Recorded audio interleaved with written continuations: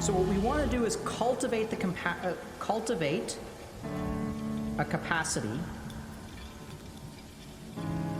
for kindness. So, close your eyes.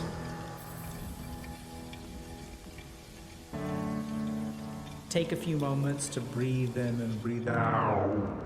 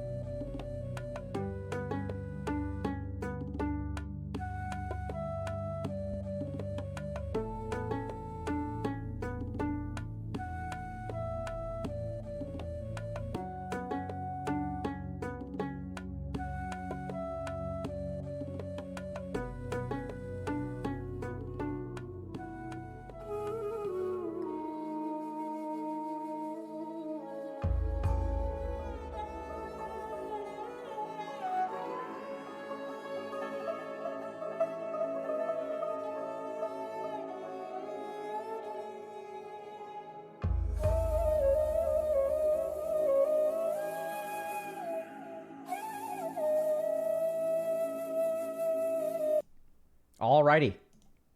Welcome to another Healthy Gamer GG stream, everybody. My name is Alok Kanoja. Just a reminder that everything we discuss on stream today is intended to be taken, is just for educational or entertainment purposes only. What do y'all think about lights? Is that good? Yeah, let's just do that. Just a reminder that although I'm a psychiatrist, nothing we discuss on stream today is intended to be taken as medical advice. Everything is for educational or entertainment purposes only. If y'all have a concern or question, please go see a licensed professional. So today we're doing, I think, week 7 of our creator group. So we're going to hop right in and check in with folks and see how they're doing. All right, let's go. Hello. So, hello. Hello. We are live, just FYI. Okay, I decided to stop telling an awkward story so the segue wasn't terrible. Because it's happened every single time. So. Let me see. Okay, here we go. Then I got to turn this on. Yeah, so how y'all doing today? I'm frazzled. I'm like beginning the moving process, so it's a lot. Yeah, I'll join Zell with frazzled. Frazzled's a good word. Overwhelmed is my word today, but I'm not too bad in this moment. Cool. So it sounds like yeah. I been really distracted, I guess, because yesterday my cat woke me up by choking, and then I had to give her the Heimlich maneuver, and then and then I kind of spent all of yesterday just Sorry, what? trying to not, throw up out of panic. And then I did throw up, so at least we got that out of the way. You said, I'm sorry, Yeah. there was Heimlich maneuver? Yeah, I had to Heimlich maneuver my cat. Wow. Yeah. That's Do you want wild. to see the cat? Sure. Do y'all want to see the cat? You always want to see the cat. It's a Twitch stream. Who doesn't want to see the cat? Oh my God. So Is, cute. is it furry or is it a chonker? Yeah, kind of both. Her name's Captain Wobbles because she's a wobbly cat. She has a brain condition, so it's like really ableist to name her after her brain condition. But I acknowledge that, and I'm sure I'll be judged accordingly when I die.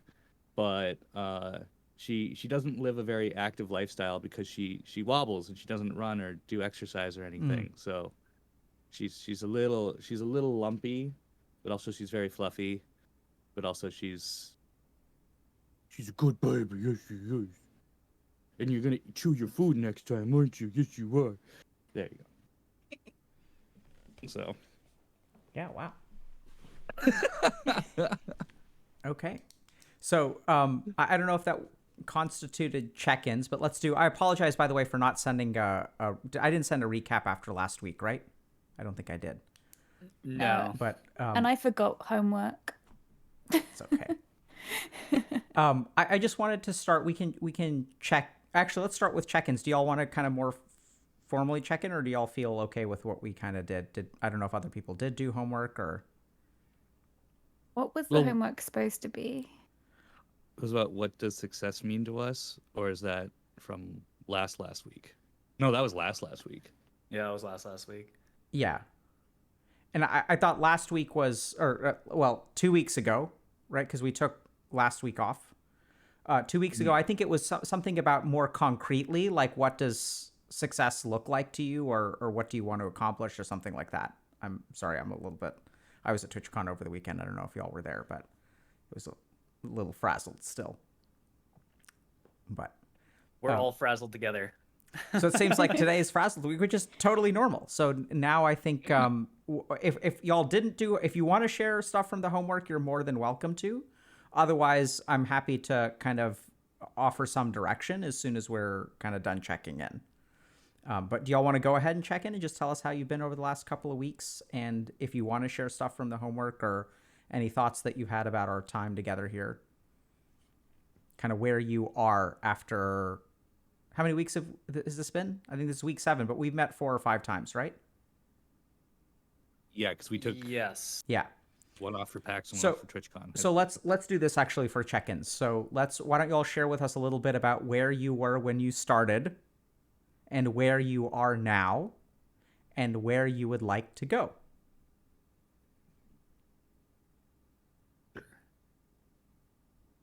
I guess I'll start because I feel like in the beginning where I was like kind of like desperate for an answer, I would say. And like I was kind of like, I know that there are these obstacles that are in my way, and I need the tools in order to break through them.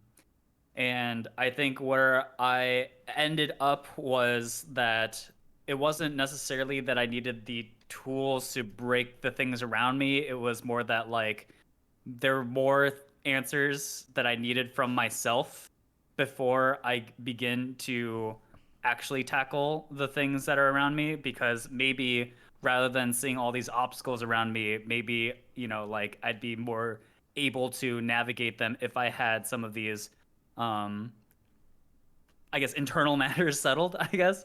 And so I think the thing for me now is like I understand, I think, better that I haven't I think specifically I haven't had to really search within myself to find answers before, because I've always been in a position where I'm told to answer the things around me.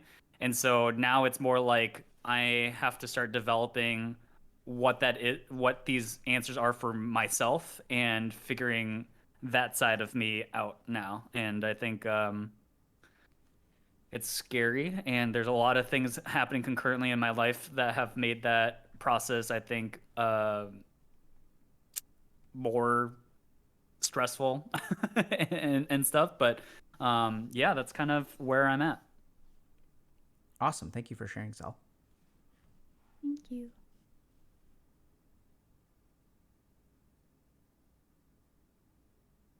I don't even know where to start. I feel like I've not like told you a lot of actually where my life is right now. And so it's it's something I do a lot is it's not so much pretending I'm fine. I just keep a lot of things back because I feel like they're not important to people. But today I realized like doing that is actually not very helpful to myself, because if people don't have information, then how can they help you or talk to you or, understand things? So when we kind of started this whole thing, I'm going to try and make this like short. when we first started this whole thing, I had sold my house that I bought and been living in for about 10 years, and moved back in with my parents and started the process of buying a house in Portugal and getting my residency visa for Portugal, which my interview is on Monday. So when we started this, I just moved, like, this room I'm in is down the end of my parents' garden. It's like their summer house room, which is normally got like chairs where they read books, and my mum does watercolor painting, and like, yeah, and now she's been pushed out.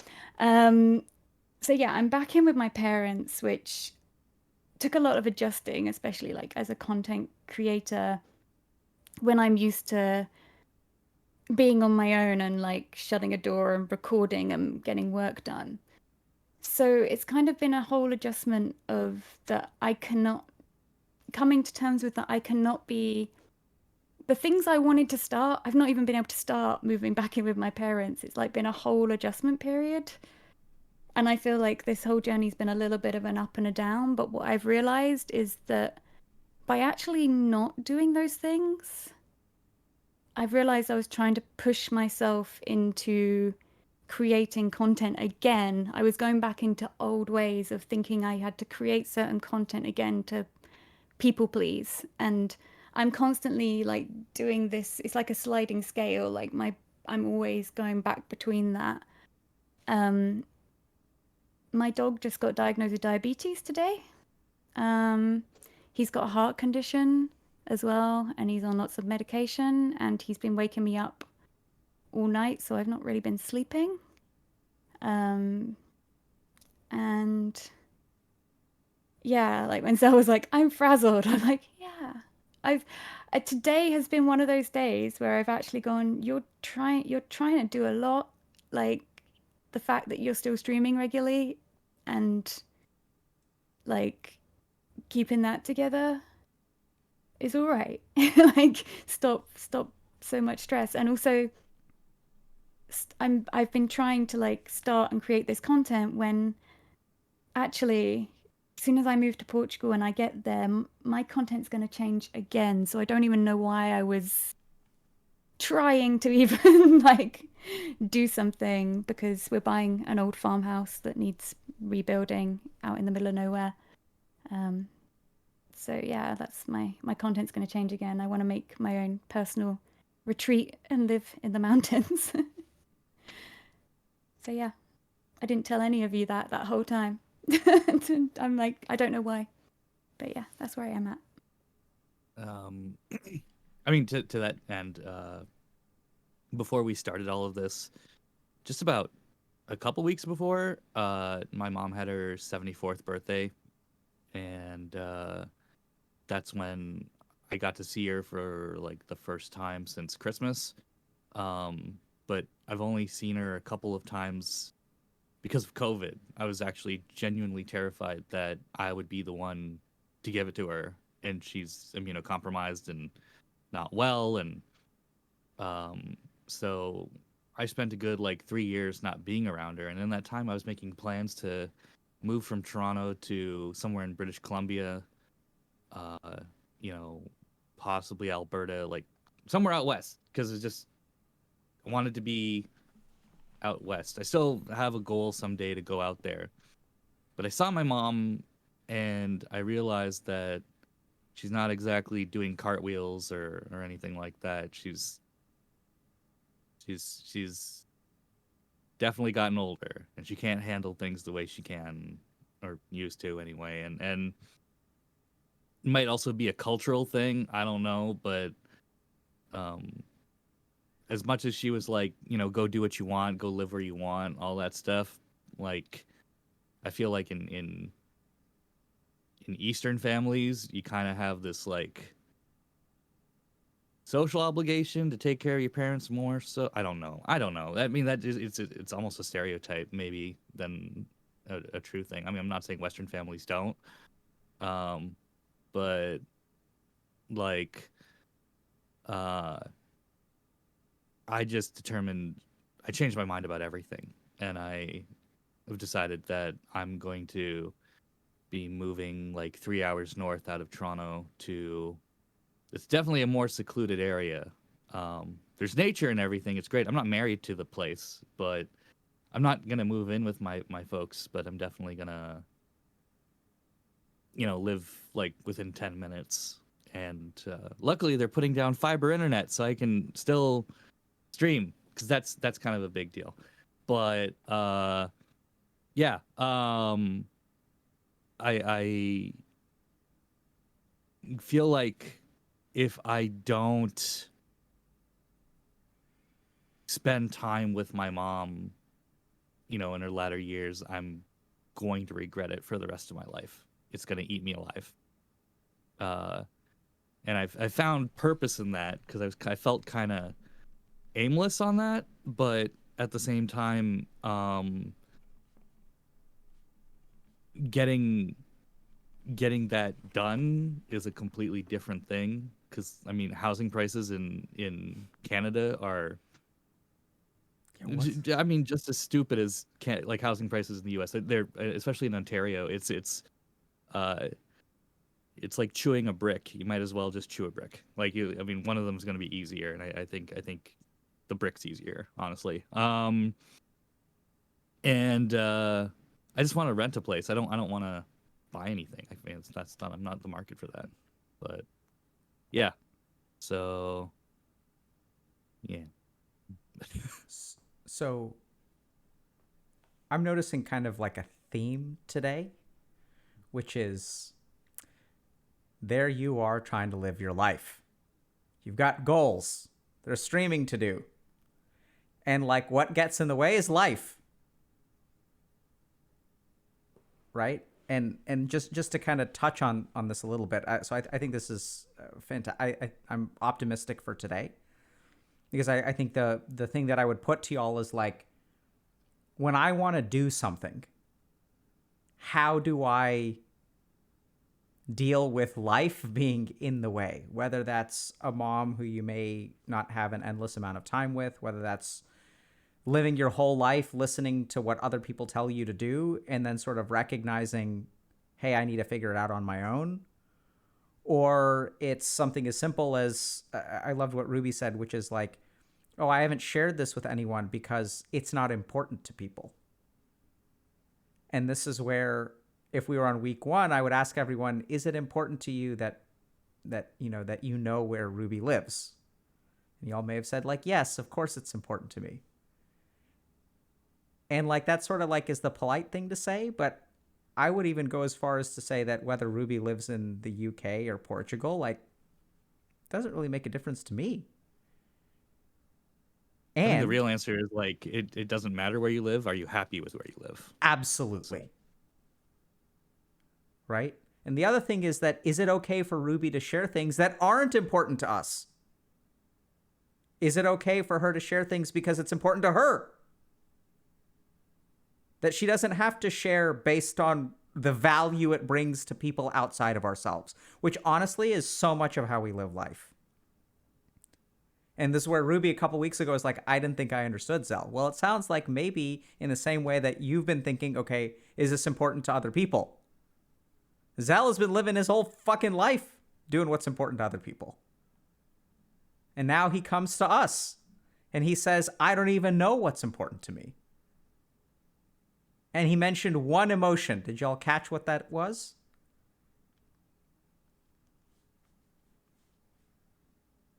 How do you feel? I don't even remember. How do you feel, Zell, about not knowing what you want out of life? Not good. It doesn't feel Right? good. He said scared. Oh, He's scared. Right?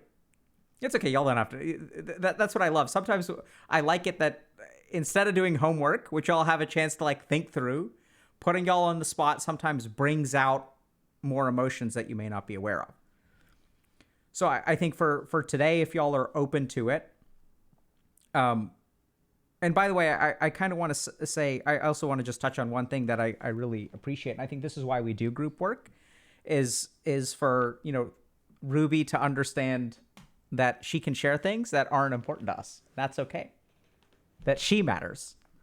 And for Zell was kind of saying like, and I'm really glad that Zell, mentioned this, but he was like, I came in looking for answers. And I realized that like, I don't need answers from the outside. I need answers from the inside. I have to look from within. Right? Like that's what he said. And here's this try-hard Korean kid, podcasts at Riot, OTV, trying so hard. And now after 5 weeks with y'all, he's like, I need to look for answers from within. Soon he's going to have like a meditation calendar and we'll co-lead retreats in Ruby's place in the mountains where people will go, where East Asian kids will go to discover themselves after they've had overbearing parents. Probably an industry in that. Yeah, believe me, if we weren't doing that, this is what we'd be doing. Either that or some kind of, retreat center where people come with their Indian parents to manage generational differences. That's a thing. Yeah. And who you're going to marry and why aren't you married yet? And all that stuff. And she just wants grandkids. I'm like, no, like that. I can't even support myself. Come on. Yeah. Right. So I think we've got a lot to cover. I think, so I would toss out a couple of topics. One is we can ask Ruby a little bit about what's going on in Portugal and whether it's okay if it's not important to us, like, so we can sort of talk about what's going on in her life or what it feels like to not be able to share your life with us. We can talk to Zal a little bit about what is he scared of? How is he navigating in this bizarre new world that is his internal environment? And for Metric, we can talk a little bit about, moving or what kind, like, where is he and what's he kind of working through? And I would love it if over the next week or two, we could also start to really think about where do we want to be at the end of this. So we also have to think a little bit about duration and whether we want to extend. I'm feeling like we still have a couple weeks more work to do, maybe than 8. But then for us to really think a little bit about, okay, so the group is here to help us. And the way that the group is going to help us is it's hard to figure out what you want to do because there's so much stuff in the way. So the group can help us unpack that stuff. That's why venting can be useful, right? So we don't want to vent just over and over and over again. So there are studies that show that, for example, crying once is healthy, but crying every day without making progress actually is unhealthy and makes us, like, reduces our motivation. So venting has a role, and so we want to help other people emotionally decompress if that's what they need, right? Ruby got a little bit emotional when she was sharing. I'm sure all y'all have a lot of emotion, so we want to help each other do that for maybe half an hour, 45 minutes. But then once those emotions are kind of out, let's think about, okay, like, what are we going to do to help you build your life? Metrics moving north of Toronto. Okay, what's that like for you? You know, yeah, they've got fiber internet, but what is dating going to be like there for you? Is that something that you think about? Is it something that you worry about? Is it something you're concerned yeah. about? Right? And do you have anyone to talk to about that? For Zell, it's like, what you going to do with your life now, bro? For Ruby, it's like, what's it like to move to a different country? And like, if you want to create a retreat center, that's an amazing dream. How can we help you actually build it? So over the next couple of weeks, we want to think a little bit about leveraging this thing that we built, which is being able to talk to each other, being able to help each other with our emotions, being able to explore with each other, and leverage it towards progress. How does that sound? Sounds good. So what do y'all want to dig into in terms of, we picking a person, we picking a topic? What do y'all think? I keep joking with my mods that I'm waiting for the day that you pick on me. How do y'all feel about that? Yeah, let's pick on her. Let's go. Okay. Thanks. Zal, Metric, do y'all feel comfortable enough? Because we've been doing this for a little while. I'm happy to pick on Ruby. But if y'all feel comfortable kind of opening it up, I'm more than happy to take a back seat. And remember that our skills can just be like, have we talked about open-ended questions? Maybe not. So let's learn. I don't think we have. Yeah. So let's learn a skill for today. Okay. So today we're going to learn about open-ended questions. So oftentimes, so I'll give you all a simple example. So patient once walked into my office and said, I was like, oh, so what's new with you? And they're like, my dad passed away. And I was like, oh my God, I'm so sorry to hear that. And he was like, actually, no, I'm celebrating. He was abusive. We had a terrible relationship. I was like, oh, that's interesting. So instead, what I learned to do was, instead of saying, I'm so sorry for you and making assumptions, we can ask open-ended questions. So if they say, my dad passed away, I'd say, how do you feel about that? Right? So then let them take the lead. So I'll start with a couple of open-ended questions with Ruby. And then what I want y'all to remember that we learned about reflections, which is kind of like repeating back to people what they said. And sometimes we don't want to get into the scenario where we're like interrogating Ruby. So when we're interrogating Ruby, it'll be question after question after question. What happened next? How do you feel about that? How do you feel about that? How do you feel about that? I'll just cry. And so what we can do is as we hear her say things, we can try to reflect. So we can say like, wow, it sounds like really challenging because you're uprooting your entire life. That's like, I can't imagine like Metric's moving to Toronto. He's staying in the same country. Sounds like Zell's moving too. Everyone's moving. Kathy's moving. So I'm going to encourage y'all to, if you have kind of an open-ended, or it doesn't have to be open-ended, but if you'll have a question that you feel curious to ask, I encourage you to strongly ask or jump in whenever y'all are ready. Otherwise, I'll go for about 15 minutes and then I'll pitch it over to you. So Ruby, I'll give you a close-ended question. Oh, actually, no. We're going to do open-ended question. I was about to give you an either or. What do you feel like talking about today? Or when your mods think about when we turn the crosshairs on you, what do you think they would be interested in exploring? Or why do you think they think that's important? I have no idea. Honestly, I have no idea. I was thinking about this earlier. Like, I've already cried today, so I'm not allowed to cry again. You told me. What? I'm joking. Oh. Like, you're saying crying more than once a day is not like Oh, no. I get really annoyed with my crying. Actually, it's something I get really frustrated with because I can't get my point across if I'm crying, but I just have this, I'm one of these people that like I'll either not cry at something really important and then just randomly cry at like really what doesn't feel important things. So I've just kind of put that down to emotional dysregulation in ADHD. I don't know. It's actually kind of frustrating. I'm a bit confused for a second, Ruby. What makes you think that you can't get your point across if you're crying?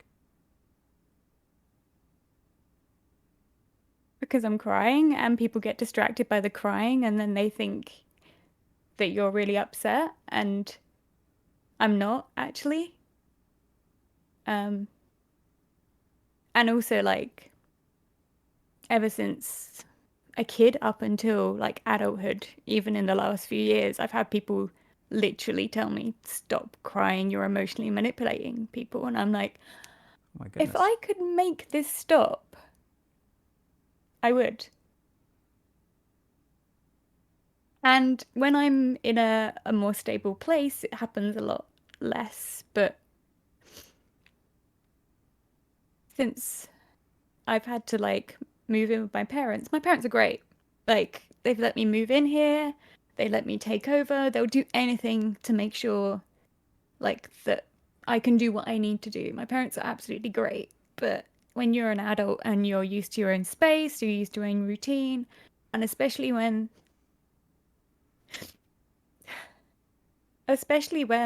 hang on, I need my words to come out not weird and cry. Why? Because then you sound like you're irate, and then as a woman you get told to just calm down, you know? And you don't get listened to or taken seriously. So, yeah, especially as someone who has realized that they've pretty much made their whole content around keeping their own ADHD symptoms at bay. And that's, you know, how I got into everything. I also have chronic fatigue and fibromyalgia. So I'm very aware that everything I've done to get to this point is to not be unwell.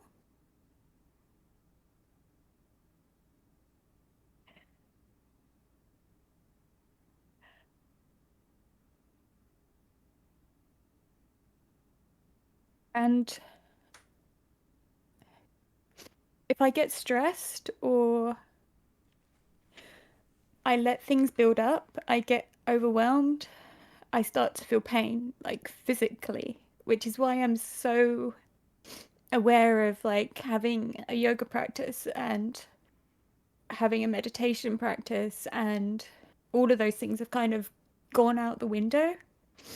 And this week has been like the week that I've started to feel it in my body. Like right before stream just now, I was meditating and I did a great big stretch and a giant click came out of my body.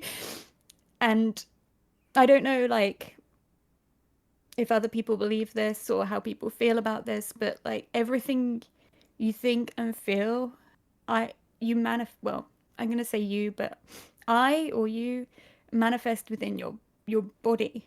And I'm just so aware that stress, not sleeping, because my dog's got diabetes and he needs to go out and pee every 2 hours, and he gets up all night, and literally he just got diagnosed today. We've been trying different medications because he's got a heart problem as well. So we literally found out today. So yeah, like not sleeping, stress about visas, going to a visa interview, sorting out money, our stupid prime minister, you know, just lots of things that affect you, and just like slowly add up. Because I haven't had my practice and I haven't had my own space, it's just kind of like I felt it manifesting physically and mentally.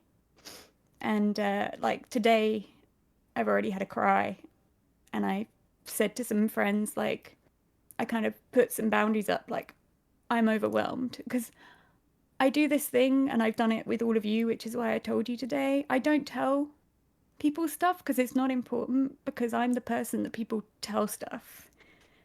And then they've told me all this stuff, and then I can't turn around and say, yeah, I'm really struggling too. My life's shit. Like, my life isn't shit, but like, it's not a competition. But I think where I communicate with a lot of people online and via text, it's really easy to just become the person that absorbs. And I think I'm really good at seeming like I'm absolutely fine for a really long time. And like, I don't want to put this onto my community either. I'm so aware of that. I'm so aware that, like, I don't want to put all of this onto them. It's not their problem. They're excited about me moving to Portugal. Like, they keep saying, "Are you going yet?" And the more like stressful the moving situation becomes, like dealing with lawyers, visas, money, foreign bank accounts, like whole other language, documents come through. I just have to keep smiling and being like, it's getting there. Like, you don't just say, "Hey, I'm moving to another country," and then you just go. It's yeah. So yeah, that's everything. I don't even remember what the question was. That's why we ask open-ended questions, right? So that it. Zell, I noticed you were taking notes. Is it okay if I respond and then pitch it over to you if you've got something to say? Sure.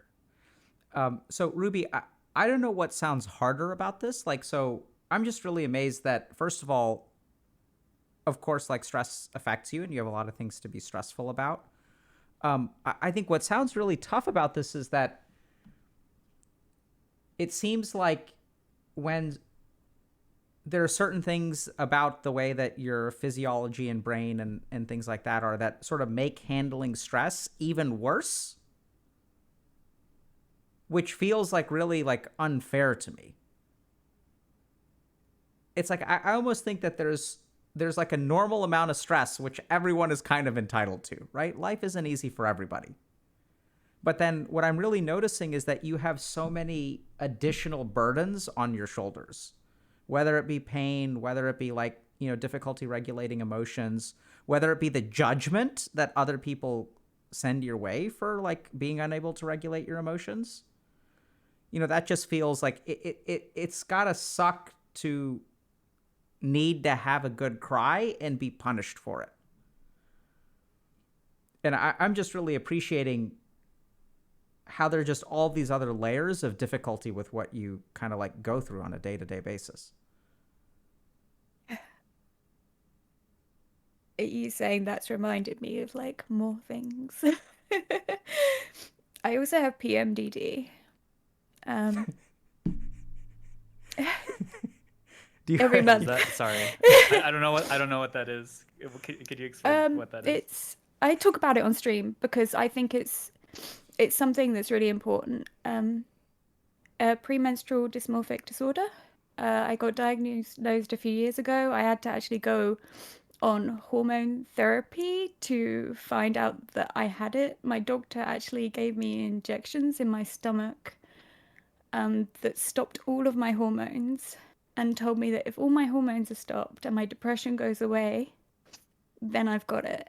And then I was put on HRT for a while. And I became a robot with like more bone pain.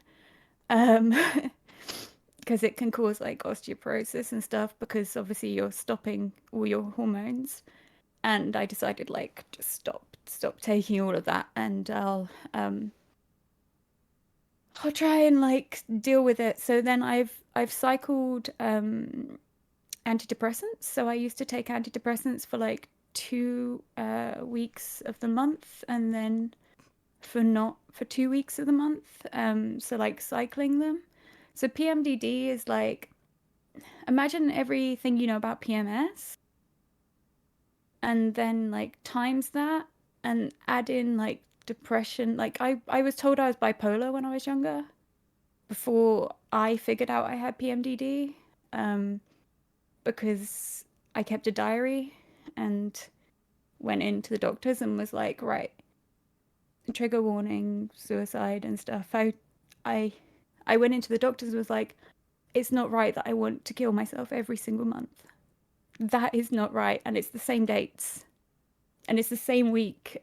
And I found this thing, and I don't feel that bad anymore. I've stopped taking antidepressants.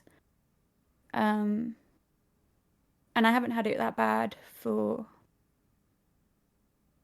I'd say, a year. But this month I noticed it because I think of everything else. This month I found it like harder. So yeah, like it's kind of like every month for the week before my period, I get depression, and I kind of like, I have this "Too shall pass" tattooed on the inside of my arm. I had that done before I got diagnosed because I've spent my whole life just going, this goes away, this goes away, this goes away. I'll be fine next week. Like, this goes away. Yeah, but that's what sucks about it, right? It's like, why do you have to have, like, sure, it goes away, which is like great, but I mean, why do you have to lose 25% of your weeks to this? You know, that just feels so unfair to me. It's like playing life with a handicap. Sounds exhausting.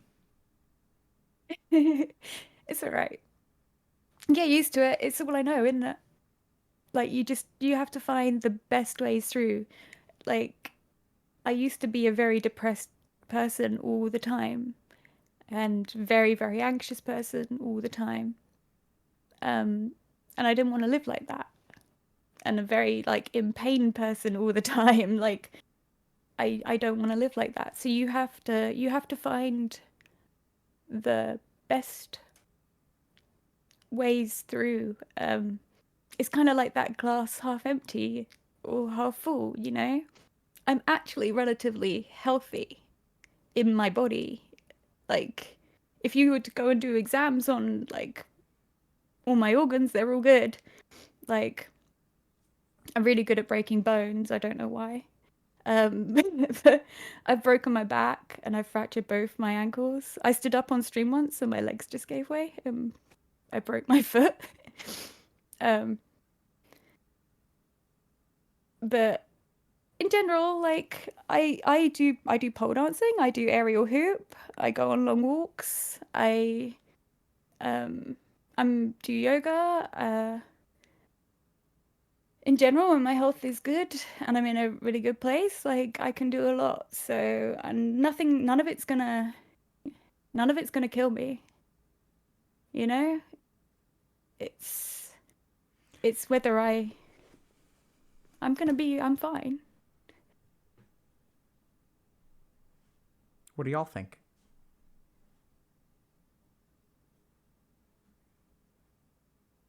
I think you deserve more.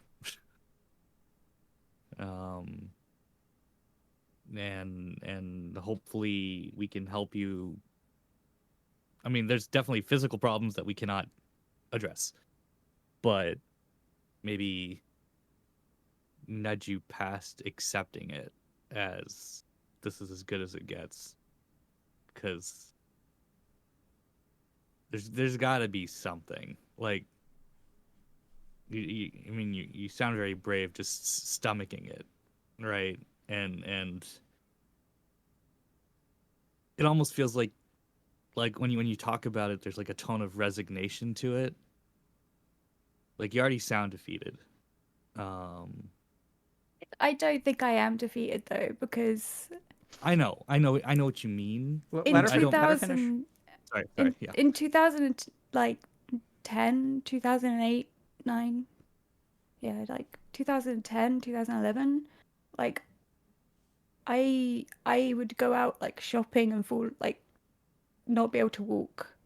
I'd have days where I couldn't wash my hair. I'd have days where I couldn't go upstairs. I'd have days where I couldn't get out of bed. So in general, the fact that I can like pole dance and like do aerial hoop and like, I'm a very determined person. I guess the thing is that I struggle when things get hard. Like, how things are at the moment, like it's a little overwhelming. I can't have my routine and stuff. I think a lot of the people around me don't even know or just assume I'm better. It's all gone. Like that was just that part of your life. Like anyone who's got chronic fatigue or fibro or anything like that will kind of understand this, you know,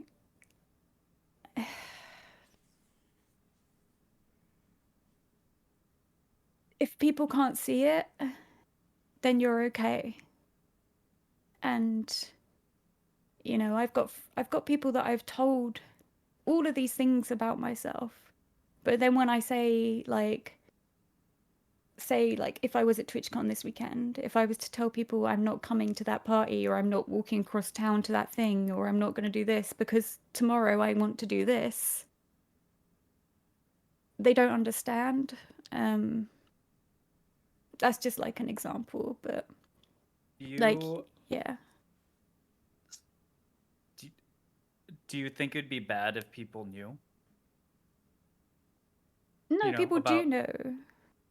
I do tell people.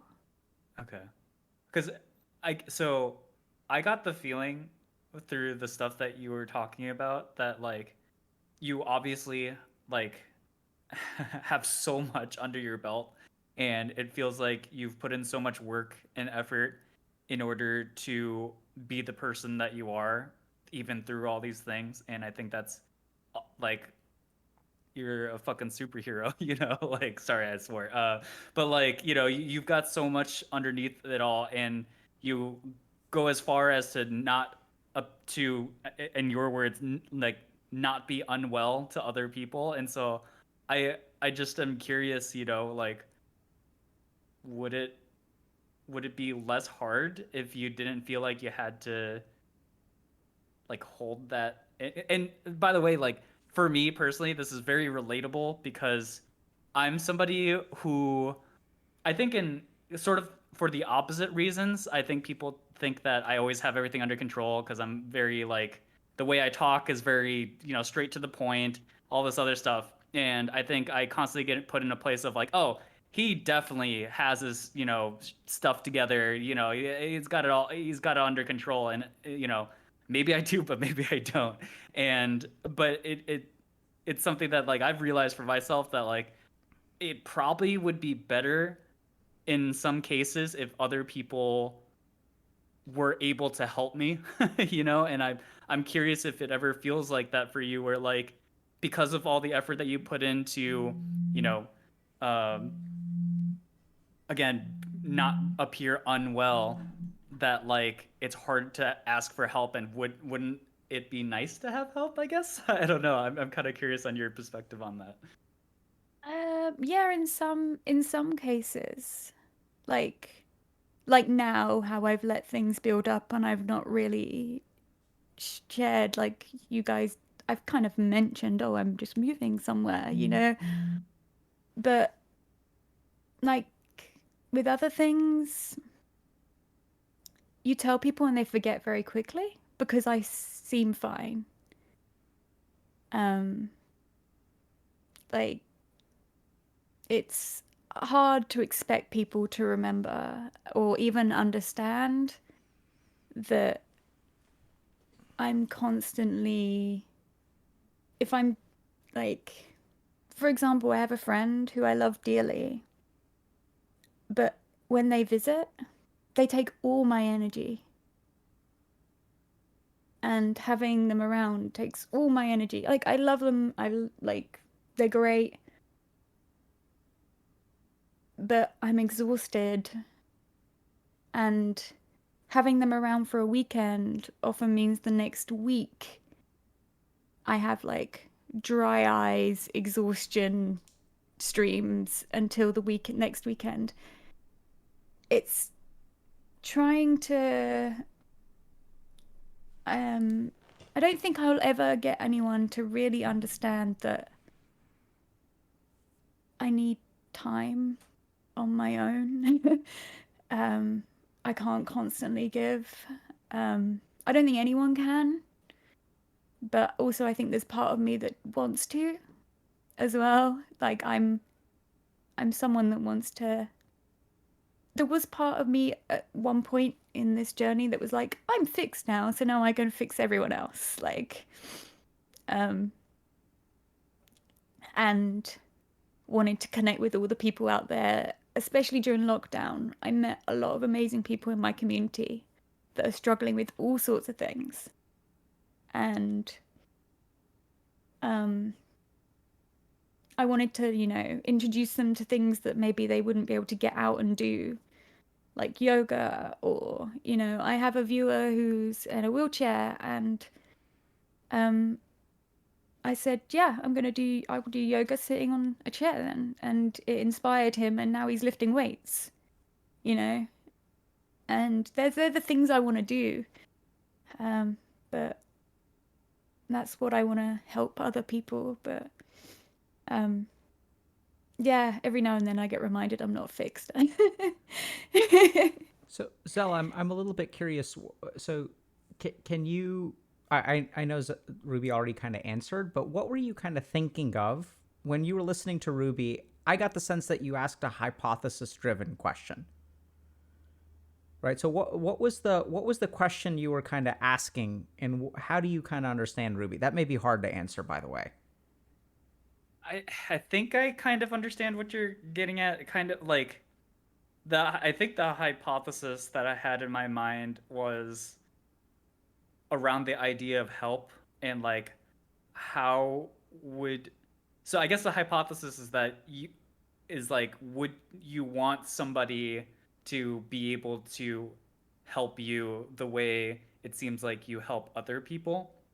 And so like the hypothesis there is like, if that if that person, if there was something there, is that something that, like, this is such an awkward way of wording this. I guess like the question is more like, how would you like somebody to help you under the hypothesis Stop that right there. you would Stop. like, yeah, okay. Great. Ruby, how would you like someone to help you?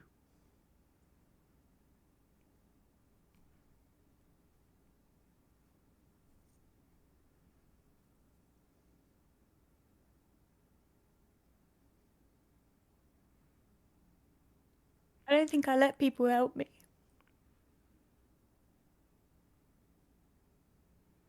This is what we call a critical hit in group. Not to make light of it, but Yeah, I don't think I let people help me. I want to do it on my own.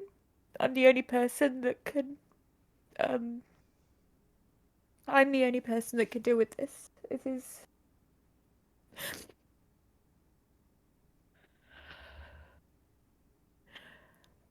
This is going to sound really strange, but I almost get annoyed at people helping me.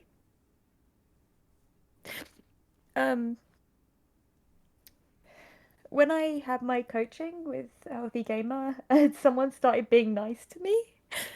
Not saying that people aren't nice to me, but someone just saying like, well, that sounds tough, or someone like even just saying like, I'm proud of you, like, felt really weird. I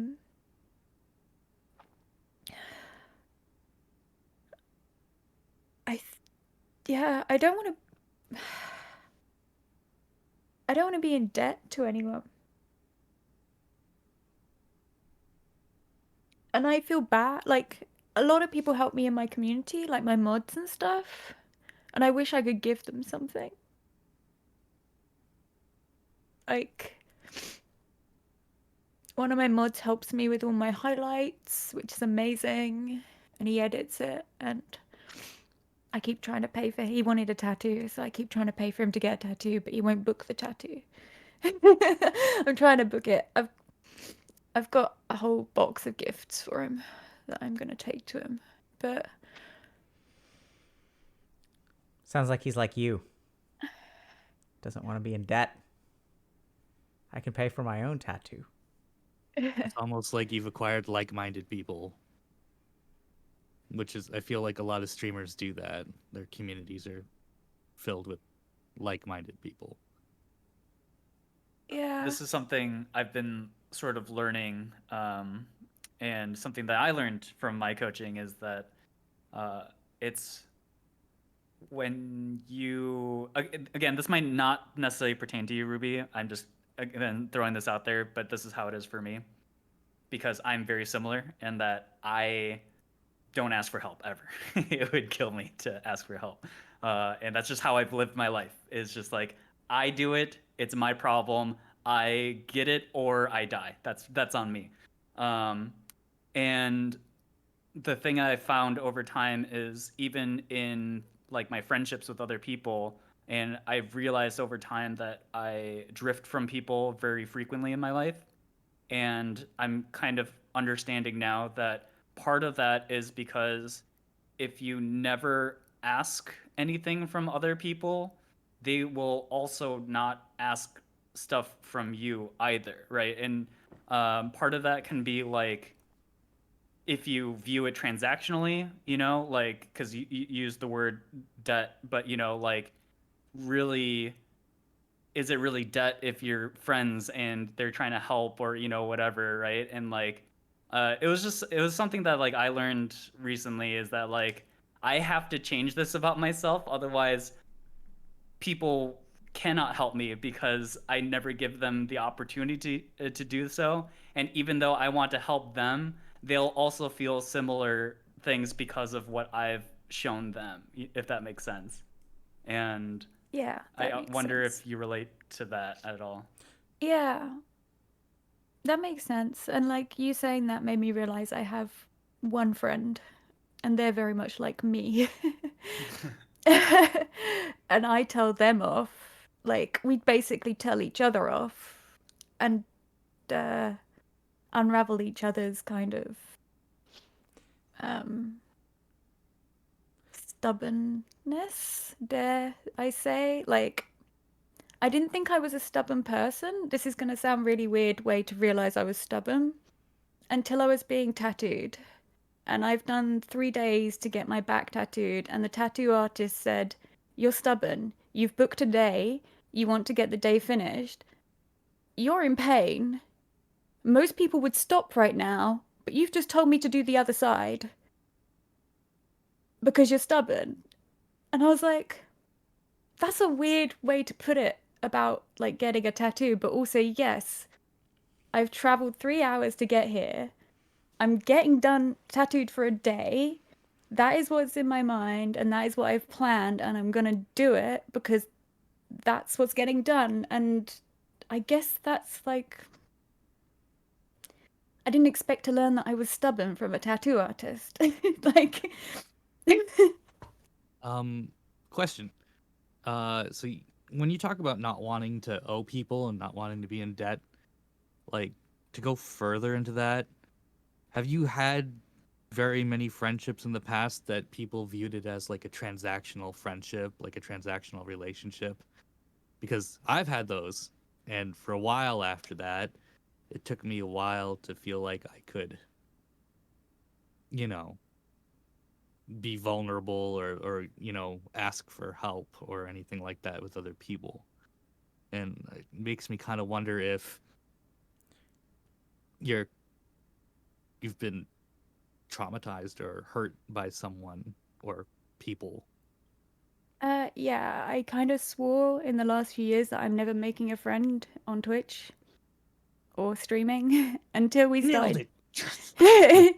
until we started doing this like group session. I was like, why do I like everyone? Why are people nice? But Stop. So first thing, we're not going to let Metric get away with that. What did Metric do?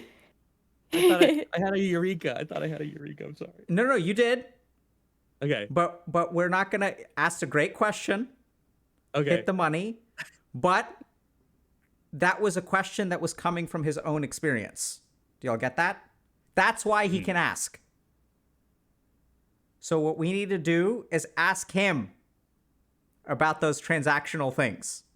I'm not on trial here. This is Nope, Ruby's trial. Nope, so remember what we discovered, right? So Kathy does this judo too, where Kathy asks a question about something that's relevant for her, but then slips under the radar.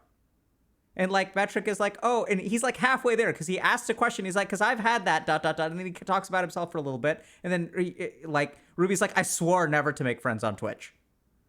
And then we started the group, which I know sounds weird, but I do not want y'all to become friends. So this is an important boundary. It's not that you can't, but the reason this is special is because we're not friends. Yeah, I was gonna say it put my faith back in humans again. Do you know what I mean? Because I hadn't talked to other streamers. And the second we start queuing for Valorant together is when we throw that away. Y'all get that? So this is a really important point about group, which is that when we start to get close, we're like, wow, these people are amazing. And the reason that we understand each other, the reason that we can be so authentic with each other is because I got you a Christmas gift that was $20. You got me a Christmas gift that was $50. Now I feel indebted to you. All that crap that comes with friendship, we want to be careful about letting it into here. But I really love that Metric and Zell and Ash and Kathy and Smirky, who are all Twitch streamers, which Ruby swore off of, y'all need to give yourselves a pat on the back. Because the way that you've talked to her has given her faith in humanity, which is hard enough. But even harder than that is given her faith in Twitch streamers, which is so much harder. I'm still not 100%. Like, but it's a terrible group of people. I would love it if y'all don't let Metric get away with just asking questions and somebody ask him, what's your experience of like having tell us about that whole transactional friend business and how it's hard for you to open up. Something like someone asked some question like that. So yeah, you say that like you've had that kind of experience, and you mentioned also like, did it traumatize me? Like, yeah, nice, Ruby. How, what happened? So before I ever started streaming, I moderated for somebody who became a partner, and like this was back in 2016 when partners were definitely more rare, right? So his stream grew, and I eventually started streaming, but I maintained a very active role in his community. And I never promoted myself. I never acted like I wanted to steal viewers or anything. But I was very careful about that because I never, ever, ever wanted anyone to feel like I ripped them off. And then I started growing a little bit, and this person eventually became very disillusioned with Twitch and quit streaming and went into some really weird, paranoid, I almost want to say delusions. But they weren't well in a certain way. And then eventually they started pulling up my numbers, because you can do that on various sites, and they were saying that I was a failure. And it almost made me feel like Schrodinger's leech. Like, did I steal your viewers or didn't I? Because I only stole enough of your viewers to hurt you, but I didn't steal enough of your viewers to be successful. So what is it? I was going to say, did they accuse you of stealing their viewers at one point then? Yes, absolutely. And the thing is that in that whole, like, I was only ever supportive of them, and I don't know, like, how it got to that point of, like, I still looked up to them as, like, somebody I could go to for advice, or I could at least like listen to them if they weren't feeling well or something. I trusted them, but at a certain point they just viewed me as an open threat. And it really hurt. And that was right before my first TwitchCon. Um so when I went to TwitchCon 2017, I was legitimately terrified to like go talk to other streamers, um because I was just like, are they going to see me as someone who's just going to try and worm their way in? And to that point, like, people tell me I earned my partner badge. You work damn hard for it. I really, really, really struggle to go into a new stream, uh, and like resist the urge to turn off the badge. There is if anyone's not familiar, there's like this dialogue on Twitter about should partners turn off their check mark when they go into a new stream, um, because it looks like they're trying to steal viewers, because there's only so many ways that you can say I'm a streamer without saying you're a streamer. um, and having that on, and like it's the first time you're chatting, says I'm a streamer, and I just want to make friends, or I just want to hang out in a community, or I want to say like something nice about the gameplay or what the streamer said or something. And like, but also I fucking earned that check mark. I worked like a dog for that thing, right? Like, why should I be ashamed of it? So I Have don't you know. have you found yourself making any more friends since then? Like, It's definitely slowed down since I became a partner. I relate to this. yeah. I let's just say I've had also my share of unsavory moments with the greater Twitch crowd, and I'm curious because we have three streamers here, and all three of us are saying the same exact thing about like how we've had these situations. And I'm like, damn, maybe it wasn't just me after all, Yeah. because I'm that way. Uh, without going into my past experience, but like I came out of it basically the same way, where I was like, I can't be friends with other content creators. Like it's just not, it's not worth the trouble of mixing business and friendships. And there are so many things like I've talked about this on my stream about it, because like especially during my time in offline TV, I was around a lot of streamers all the time, of various huge streamers, not so big streamers, etc. But like the thing is like, man, when you talk to other streamers and it gets into the whole idea of like, are you a collabor or are you a leecher? And like it seems like the only difference is if the person with the bigger numbers likes you or not. If you like you, oh, you're a collabor. Yeah, that's great. If they don't like you, well, you're a leech and I don't want you here. And like and there's no HR in content creator world, right? Like retaliation is like a very real thing that happens in content creator world. And I think like, yeah. And so like I like, after my own personal bad experiences, I turned into the Grinch. My heart became 10 sizes smaller, and I didn't want to talk to other streamers. I didn't want to talk to other content creators. I was like, I'm just gonna pretend that I don't see anyone else.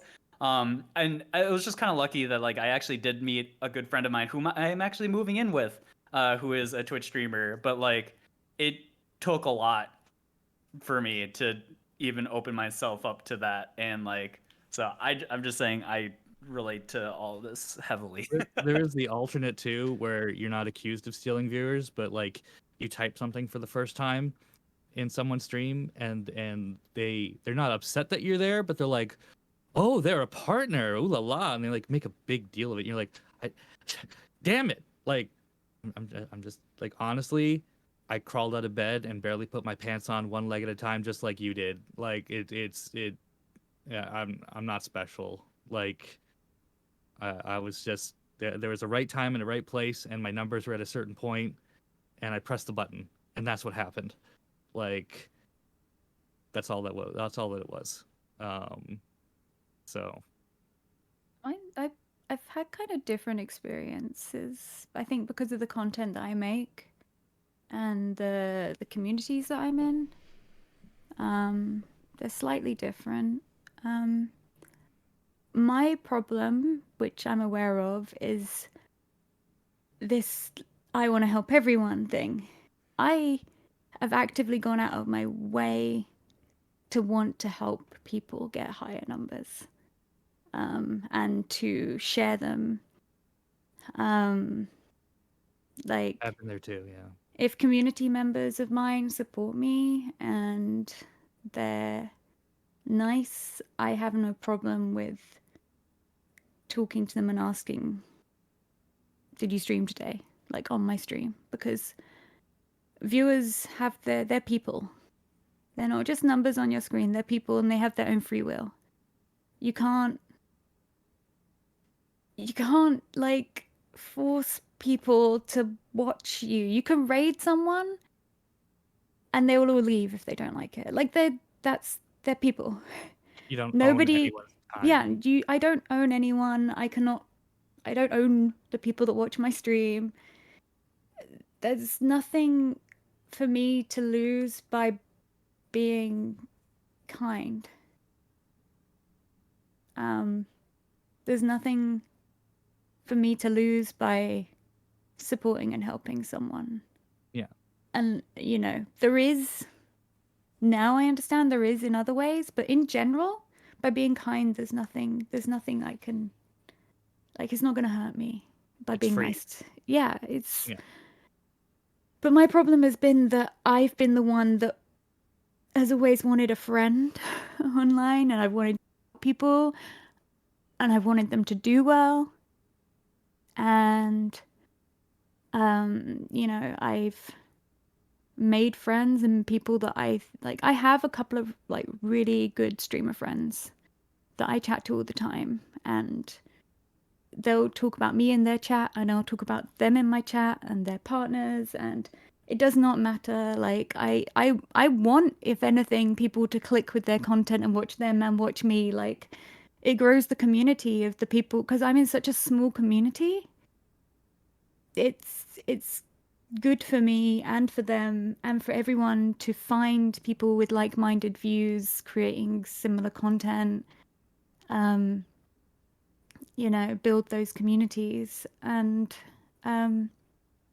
yeah, I've been burnt by that, because not everyone, it's kind of that thing of like, you give someone, what's the saying, like, if you give someone an inch they'll take a mile.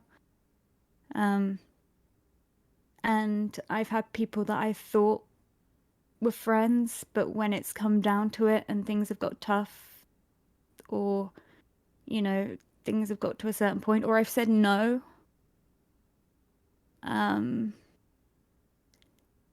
their reaction has been, I did this for you, I did that for you. You didn't even share this post when I put it up. And I'm like, well, I don't work like that.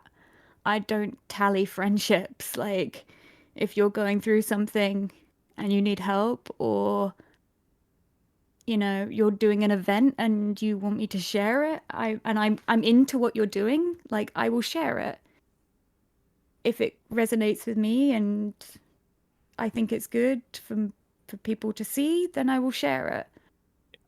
I'm not gonna go like sharing your random posts, or I don't tally friendships. Blurring the lines between friends and business is. Yeah, I didn't know there was a checkbox like, you shared my post, I have to share your post. Like, that's not like how friendships go in my eyes. Like, you support each other, but I wasn't there for the numbers. I'm there for the friendship. I'm not there for the. And it's quite apparent when you say no to someone and suddenly they're mad that you didn't share a Twitter post, or you didn't like an Instagram post, or, I've literally had these things said to me. You haven't liked my Instagram posts for ages. I didn't see them. Maybe you've been shadow banned. Let me go and have a look. I'll like them now. No, it's too late. Like, Yeah, I missed what? this meeting on social engagement with friends thing Yeah. that like yeah. So Yeah, and I had a very like hard experience with one particular person who streams, and it threw me. Like, you talking about being scared to go to TwitchCon? Like, I got ambassador. I was invited to TwitchCon. I'm meant to be really excited, but instead I'm having a panic attack in the bathroom. And I can't tell anyone, you know, because then I'm the person spreading gossip. I don't want to talk bad about anyone. They're going through stuff as well. People only act out because they're struggling as well. Like, people only, like, act in certain ways. Like, happy people don't hurt people. Hurt people, you know? And I wish people the best, but sometimes maybe that's my downfall. Like, I hate to say it about myself, but maybe I'm just too fucking nice. Like, I want people to be happy, and I understand that people are going through stuff, and everyone's got a story like that we don't know, and acting out or lashing out at someone or saying something in a moment or in a like I can completely like if that person was to come up to me and say I was struggling, I'm sorry, I'd say I've already forgiven you. Like, I don't hold grudges. But yeah, like I want people to be happy. I don't tell people about things because it's not gossip. It's I don't want to be involved in telling people stuff and talking about other people, and I'm not here for that. I'm here to make people happy, create content, and you know, just enjoy life. We've only got one. It's too short. Thank you for coming to my TED Talk. Just as out of curiosity, just because it seems like we had similar experiences with this stuff. Like, if you were to look at content creators as a whole, and you think about the percentage of people who have the capacity to hurt you in the ways that we've been hurt by other content creators, like what percentage do you think of content? Because like for a while I was in the mindset of like, man, I don't want to be friends with anyone because you never know. It was like, they're all people with trench coats with knives under them. I don't know, and like I was like scared. But like realistically speaking, like how much percentage of the content creators do you think are people who think that way? With like having friendships be purely transactional and all this stuff, because maybe it was just from where I was at, but like I felt like for a long time it was like most is how I felt, and Same it's hard for 50%. you. 1 and 2. Yeah, 1 and 2. Yeah, there was it a felt small like a lot. yeah, there was a small time after that I literally didn't want to know anyone. Like I was gonna joke earlier when you're like Dr. K was saying like people can come up to my mountain retreat. I was like, no, I'm moving to a mountain so nobody can get to me. Like so I could be on my own. Like, nobody's coming to my retreat. I'm gonna build it on stream and nobody's gonna know where I am, and I could turn stream off and they all go away. Like that sniper's nest right up in front, and then you can pick them off as they climb up. Yeah. But yeah, like I did feel for some time, and it's taken me a while. Like when you're saying, like when Metric was saying about people with their partner badge in chat, I get excited that people with partner badges are in my chat. Oh, I freak out. I love it. Like I'm yeah. happy that another creator wants to spend their time at a place which they potentially call work watching my stream, because I even said this today on stream that when I'm very stressed or I'm very overwhelmed, I spend less time on Twitch because I want to disconnect from that place, you know, like, so if someone wants to spend their free time with me and that's the place that they stream and do their work, then I feel very like honored. And I think maybe I've like pushed people away and I've isolated myself in the past. Because there are some people in the content that I make that are regulars in my chat and I see them and I appreciate them being there, but I just don't want to get involved. It's too much energy. Like, I don't want to speak to people. Zell, I'm sorry, did you share what percentage of content creators you think are like that? I didn't catch that in your question or not. How many I think are like that? For a while, I thought it was everyone. Like, when I was first kind of like her, it felt like everyone could potentially do exactly the same thing. But now, I think it's probably like 25%. What? So Metric's number is 50. Ruby's number is 25. So what's your number? I feel like the higher up you go in like numbers of content creators, like their like metrics and stuff, the higher the number gets. And then from this is my completely biased and I'm still hurt by this number, but I still feel like it's most like 75%. That's I like also feel- honestly, So No, sorry. I know. I was just gonna say, I honestly feel like when you're a bigger content creator, it feels to me that you are more obsessed with your numbers, and therefore it's more likely that friendships become more transactional. That's like how it feels to me, and that's why like I'm really grateful to have found my friend that I'm moving in with, but I still feel like like he's just the odd one out is like how it feels to me, and it sucks because I feel like the logic part of my brain goes, that's probably not the case, and in fact probably most of the people who hurt each other in the content creator world do it not out of intention but out of just out of ignorance. And logically I think I can understand that, and I think the logical side of my brain goes, you know what, probably the only really people that are like that in content creator hoods are like less than 10% realistically. But then the hurt part of me and the like the emotion side of me is like, nah, everybody's like everyone has the capacity to hurt you, and you should always be aware of that. It's like how it tells it to my logical side of my brain. So Can I I? would say, Oh. oh, sorry. I would say that like when you're a partner or when you were bigger and now you're not as much, because I switched to variety from, maining, and I was doing particularly well for a while, and then I got burned out, right? That like right now on a typical stream, say Ruby was live, like Ruby's metrics are significantly greater than mine.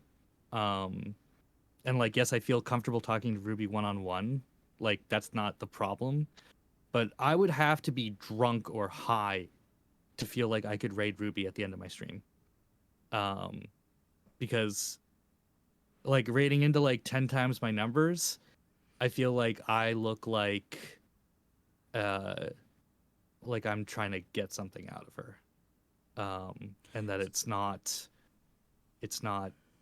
like for my community or it's not for her. It's literally like me trying to self promote or me trying to like, look relevant or something like that. And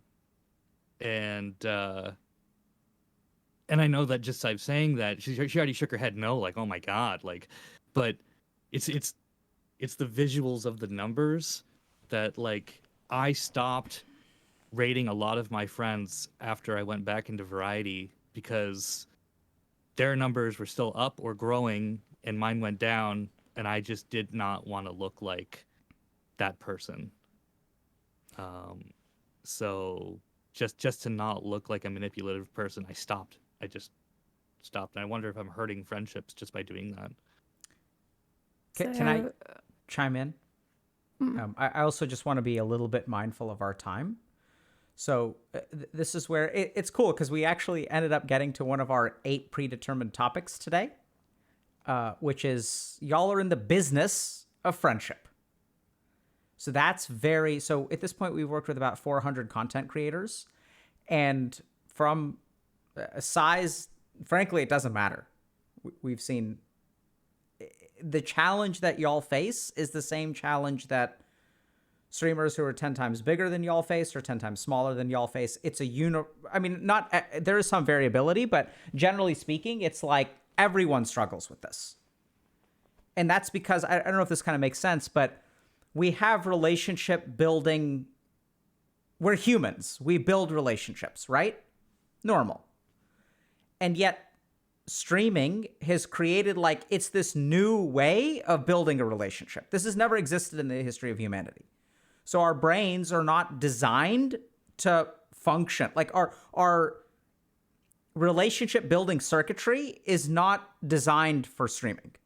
It's designed for small tribal interpersonal relationships. And so what y'all are experiencing is it's a very universal experience, and it's something that we've actually made a lot of progress with people with. And I'd love to share with y'all, if that's okay for a couple minutes, kind of what we've learned and what we've found works or doesn't work. So the first is that being in the business of friendship is hard because it's a dual relationship. Are we friends or are we collaborators? Can you help me? Can I help you? And then the problem kind of becomes, there are all kinds of problems that arise. The first is that if I'm a smaller streamer and I collab with a bigger streamer. Now, the worst situation for small streamers who want to collab with big streamers is that I actually don't care that you're big and I'm small. I want to be in your Among Us lobby because I actually like you as a person. Like when I stream, I've got 5 people over here that I don't like streaming with. And I've got 5 people over here that I genuinely have a lot of fun with. And so there's a genuineness of hey, let's hang out sometime because we're actually friends. And now that becomes challenging if you're the smaller streamer, because then what is the bigger streamer going to think when you're hey, you want to play Among Us sometime? Right? Because a lot of this was Among Us lobbies and who gets into the lobby and who doesn't get into the lobby. Oh my God. And then similarly, some people are kind of transactional about it. Some people are not transactional about it. I'd say generally speaking, there's a variance there. I think some people are more naturally transactional when they think about relationships.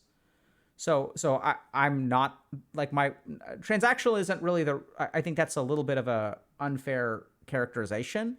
I think some people are really, really give a lot of attention to the debt balance in a relationship, and other people don't.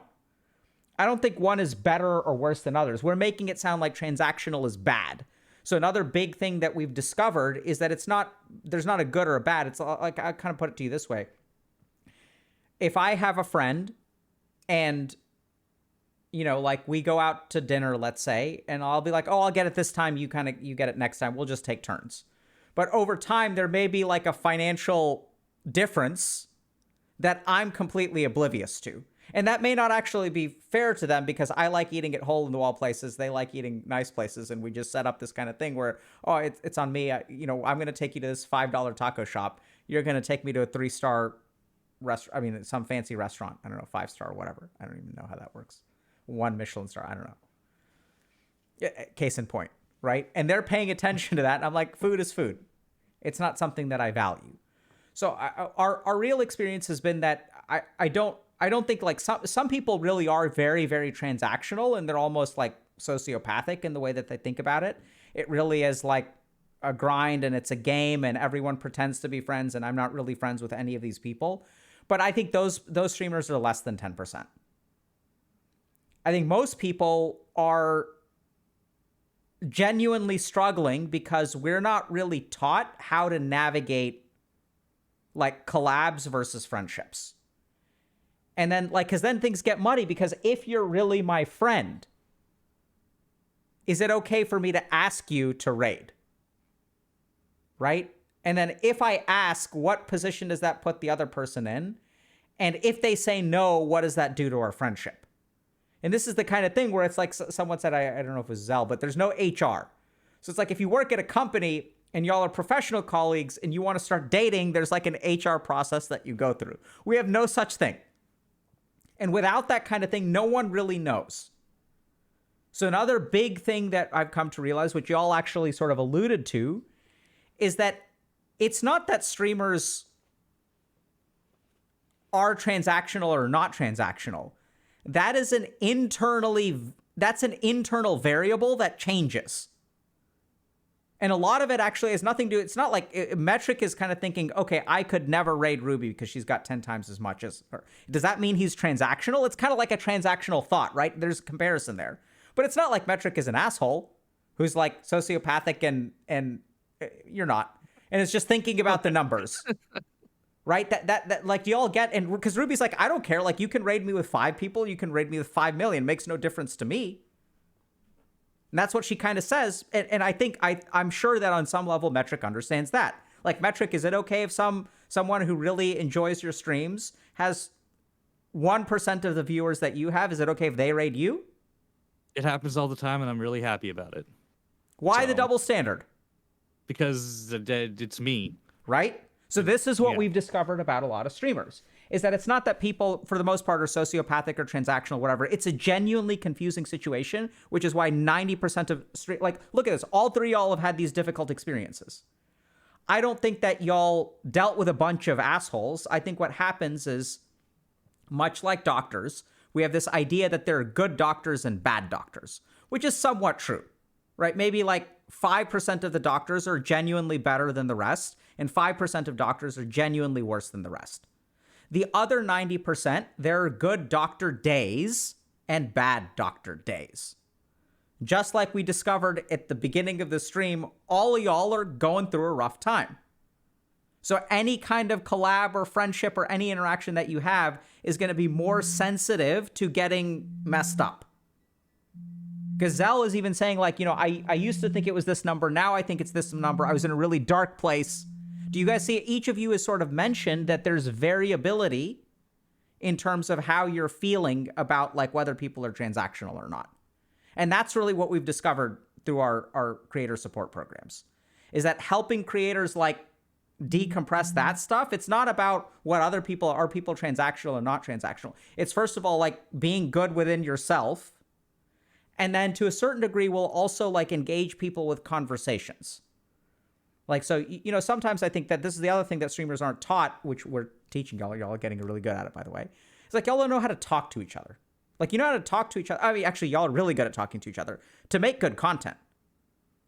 But how do you approach another streamer and say, like, have y'all ever had, like, a DTR conversation, defining the relationship conversation with another streamer? Like, hey, like, what are we? Are we friends? Are we collaborators? Like, how do you kind of view this relationship?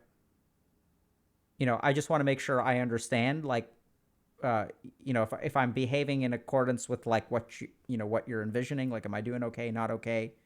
It's kind of a weird conversation to have. I've had it. Not surprised. Right? Because even when Ruby was sharing her thing and this person was like, you haven't liked my Instagram posts. Ruby's like, I'm happy to. It's too late. That person is feeling hurt.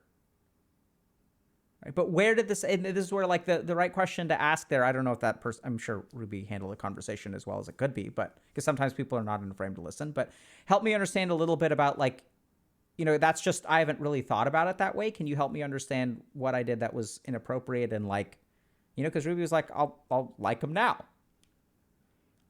How do you think about content relationships? And it's hard to have in the middle of an altercation, which is kind of what's cool, is that if we talk about this outside of an altercation, then we can ask people like Metric, which is what y'all are doing, right? You know, like, Metric, what makes it hard for you to raid Ruby? And how would you feel about that? And then if Ruby says, it's totally fine, Metric, that's not going to work, right? Because Metric's going to reject it. So instead, we're going to ask, we can provide some reassurance, which is good. But, like, I'm sure we can tell Metric, hey, Metric, it's fine. We love you, man. Like, it's totally cool. Like, we love you for who you are, bro.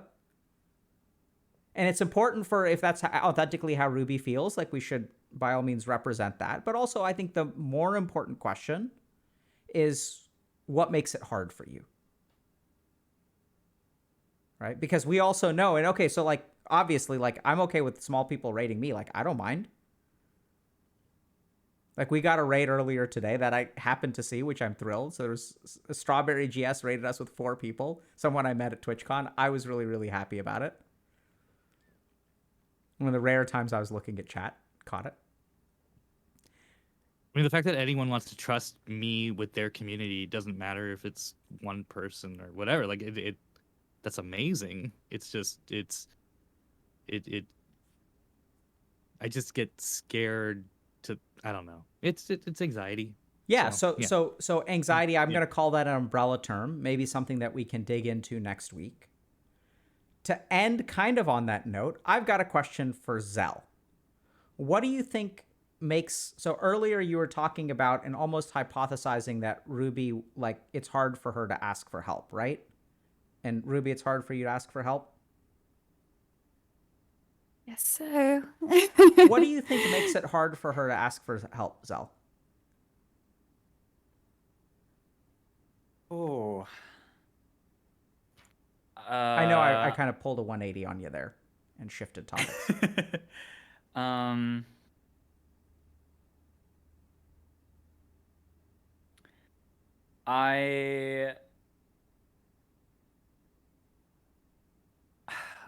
There's, I'm probably just mostly speaking for myself here, but maybe this is true for Ruby as well. But there's a level of self-consciousness when it comes to asking for help.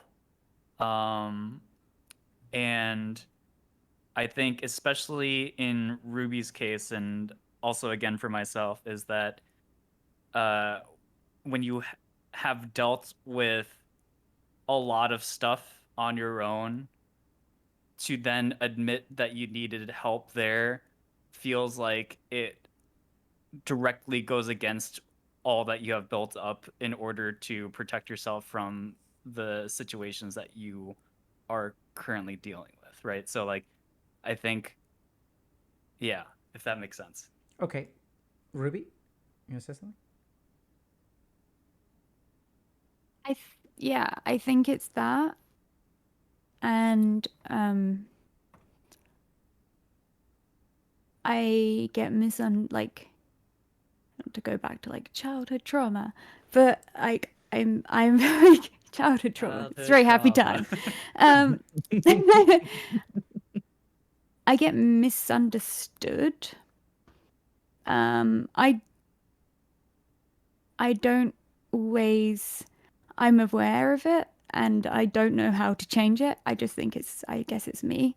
Like a lot of my friends have either autism or ADHD as well, and they understand me. And I made the friends, and then we all slowly got diagnosed, and it was just funny. But yeah, I think it's like fear of being misunderstood, which often has happened and then caused like an explosion kind of like argument or a scene or something. And yeah, that fear, like you've gone so long, so you kind of like, then you just, I don't know. Yeah. Okay, let me see if I can summarize, okay?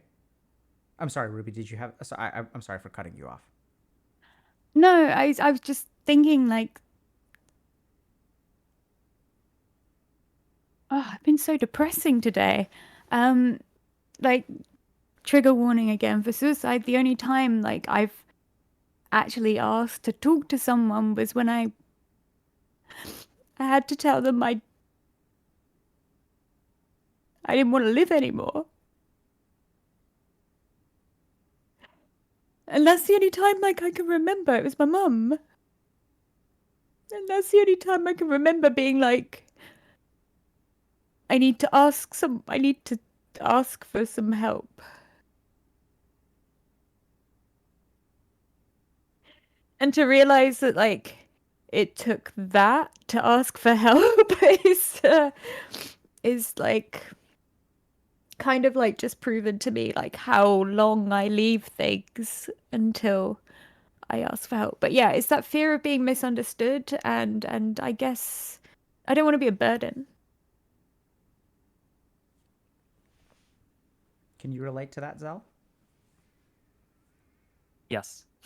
Right. So, Absolutely. So I'm going to try to summarize. Thank you for sharing, Ruby. So here's what I heard. The first is that Ruby doesn't want to be a burden. Or no, not Ruby. When we ask for help, we don't want to be a burden. That sometimes we also heard that we can be misunderstood. And that when I've asked for help in the past, I did not get what I needed. I did not get what I expected. And in some scenarios, I got really hurt. And then sometimes we get to the point that it's so desperate, right? For all the reasons above. We don't want to be indebted to people. We've done it ourselves. There's also independence to it, right? Like, I've been able to do it so far. And to ask for help in this moment means like I couldn't do it the whole way. I'm supposed to be able to do it on my own because I've come this far. Now, am I talking about Ruby or am I talking about Zell, Metric? Who do you think I'm talking about for all of the above? Kind of both. Absolutely. Right?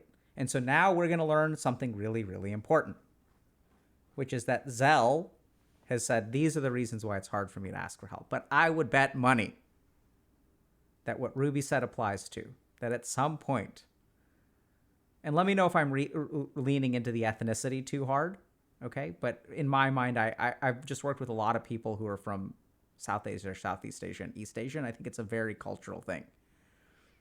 Good little Korean kid asks his parents for help. Good little Indian boy asks his parents for help. Also true of the Nigerian diaspora, also true of a lot of people from Jewish cultures that I've worked with. Also a lot of people from South America, so it's kind of a universal thing. And what do the parents do? Right? So we can use Ruby's insights. We can see on Zell's face, maybe he's having a memory. There's so much. So much. Right? So There's, yeah. good job, Ruby. That's what we call a critical hit. They don't always look the same. Right? They can be the question that Metric asked, the question that Zell asked, the point that you made. And I don't know that Zell was, there's so much. Do y'all remember what one of my goals for Zell or our goal for Zell is? Send him off backpacking.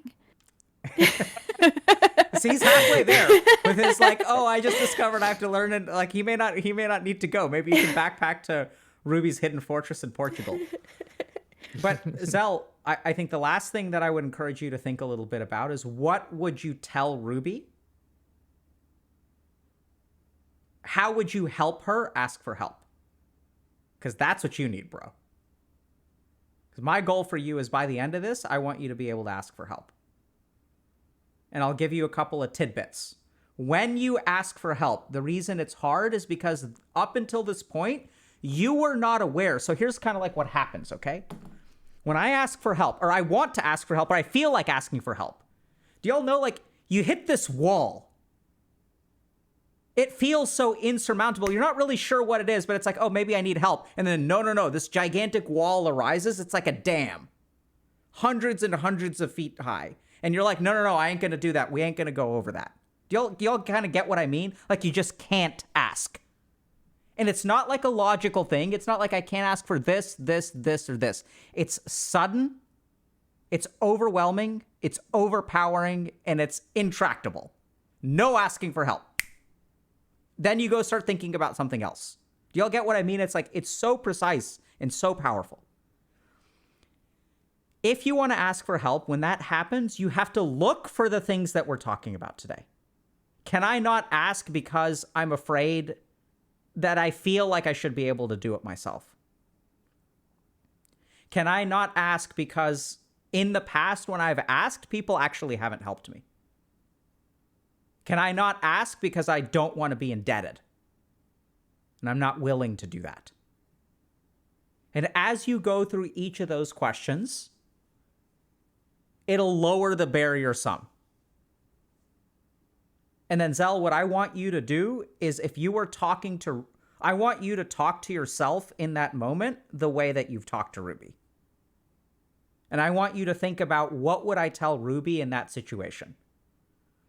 And then I want you to pull a page out of Metric's book. Why can't I do that for myself? What makes it hard for me? And then, if you feel up to it, so now I'm going to use a little bit of a double-edged sword here. So over the next week, actually, I'm going to turn it to the group. Do y'all feel like Zell is ready to ask someone for help over the next week? Maybe. I think he's smart enough to get the words and stuff, but does he have the motivation? Right? We know he's smart. Yeah. Like I think he knows what he has to do. So now we've got an option as group members. So who's responsible for getting Zell to ask for help? I'm gonna say Zell.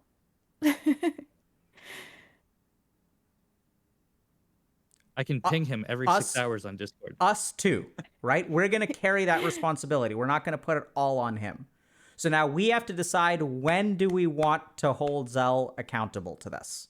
And I'm assuming that we are going to hold him accountable. But do y'all think he's ready this week? Do we want to ask him to try this week? Or do we want to give him another week to ruminate on this?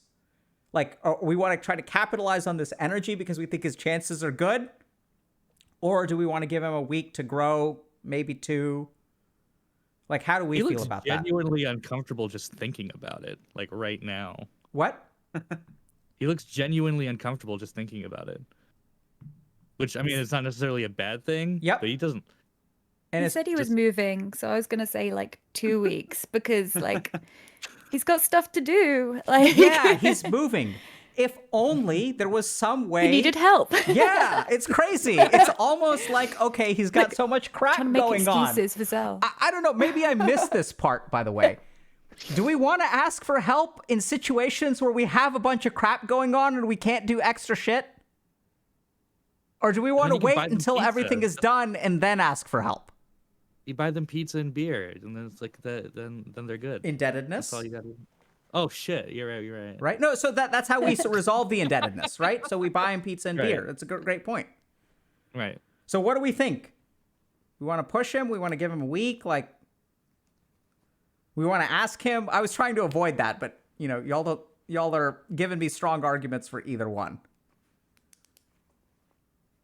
Wait, does he have help for moving? Do you have help? I hired movers. Okay, good. I did it myself last time, and it was a lot of work. And so I was like, Hiring movers isn't quite the same, though, right? So what do y'all think? Do we want to ask him to ask for help this week? Maybe we should ask him.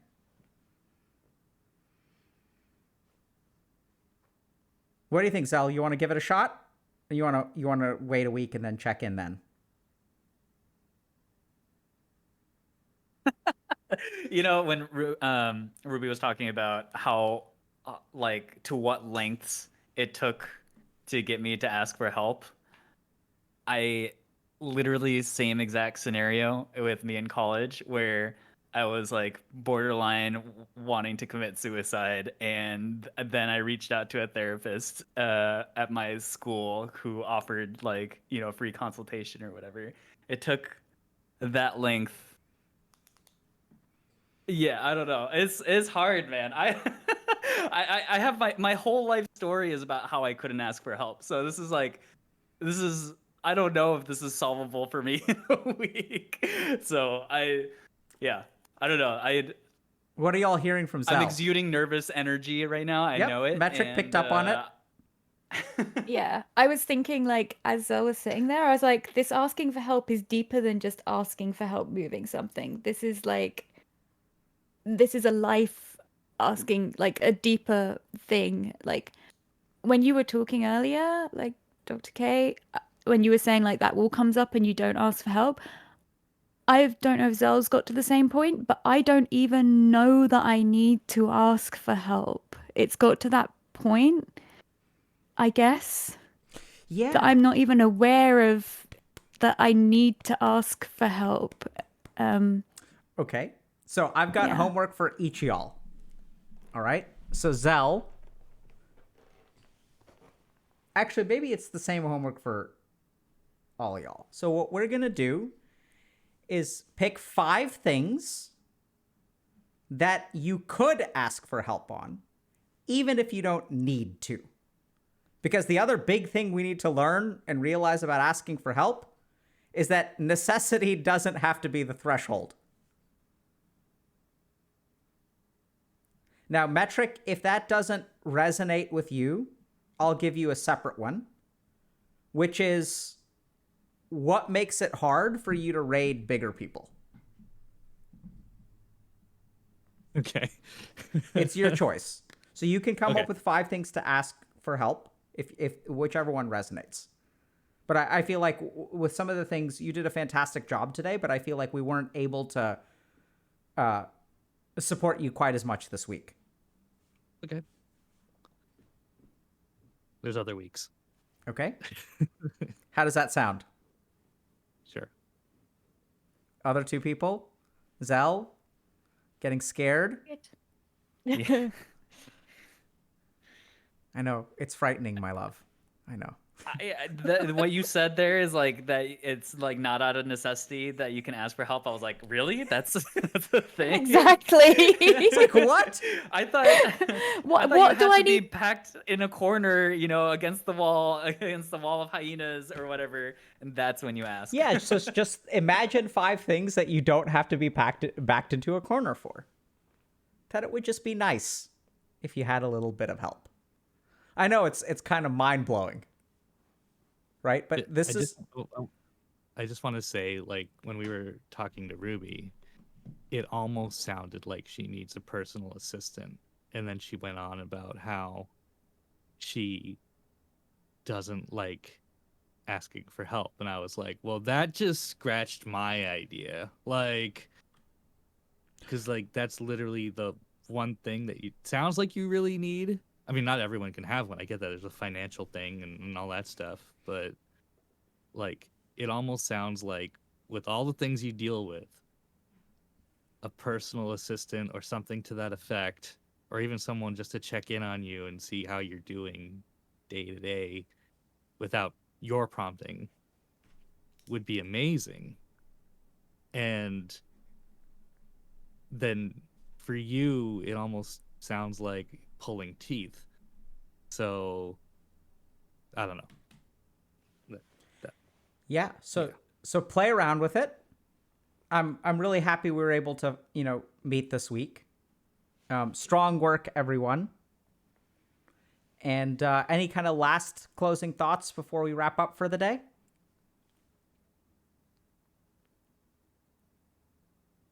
Okay, cool. Are any of y'all streaming, or is this loaded now because with the rating? I'm streaming, but Can I raid you or no? yeah. Okay. Sure, why not? Y'all like Batman? Sure. So let me know when you're live and we'll raid you. And Okay. thank you all very much for coming today. Good luck to all y'all, because it sounds like there's like IRL stuff going on for everybody. And Ruby, especially, take care of yourself, or have someone else take care of you. I'm good. No, I'll take care of myself. Nah. Thank you. I think Ruby only allows you. herself to be cared by things that have 4 legs, is my guess, because that's a whole different ballgame. So, all right, take care, everybody. Thank you all very much. Thank you. Thank Bye. you. All right. Bye. All righty. Yeah, I know it's wild, chat. I know it's crazy. This sort of, oh my God, that's so red. It's getting dark. Okay. I know it's absolutely insane. This concept, can you ask for help without absolutely needing it? I'm guessing the answer is no for a lot of people out there. So if y'all have been paying attention, I encourage y'all to do the exercise with us. Okay? To think a little bit about why can't you ask for help? Just pick 5 things. Just ask for help on 5 little things. Hey, can you give me a hand with the groceries? Thank you very much. And then, as they kind of say, because asking for help is a way to build relationships, right? But because then you help with groceries, or that you ask for help with groceries. The next time they're bringing in groceries, oh, let me give you a hand. And if you haven't asked for help, then they're like, oh, no, it's fine, I got it. And they're like, no, let me give you a hand. And then you force your way into giving them a hand, and then they feel indebted. And then it makes things hard. So take the debt first. Sacrifice yourself by taking that guilt. Oh my God. I asked for help. I feel so bad.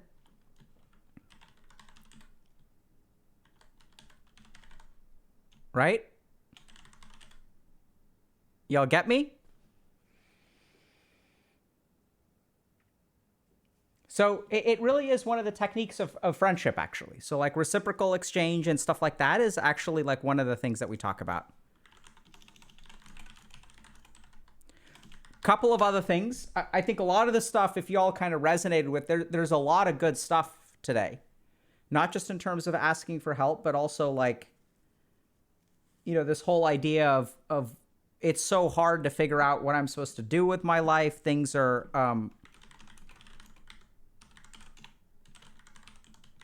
right? I'm just trying to figure out what metrics Twitch is. Because for some reason, I don't see raid channel metric. Seconds. Oh! Stream Elements is saying talking with Adriana Lee. I don't think we're talking with Adriana Lee. Okay, it's all lowercase. Wait, why can't I raid? What? Huh.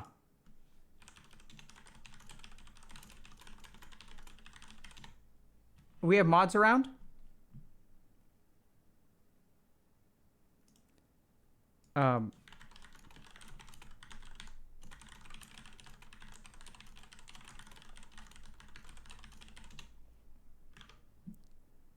I don't know. Does you have... Let's try it. Maybe it's now. Metric. Pick a live channel to raid.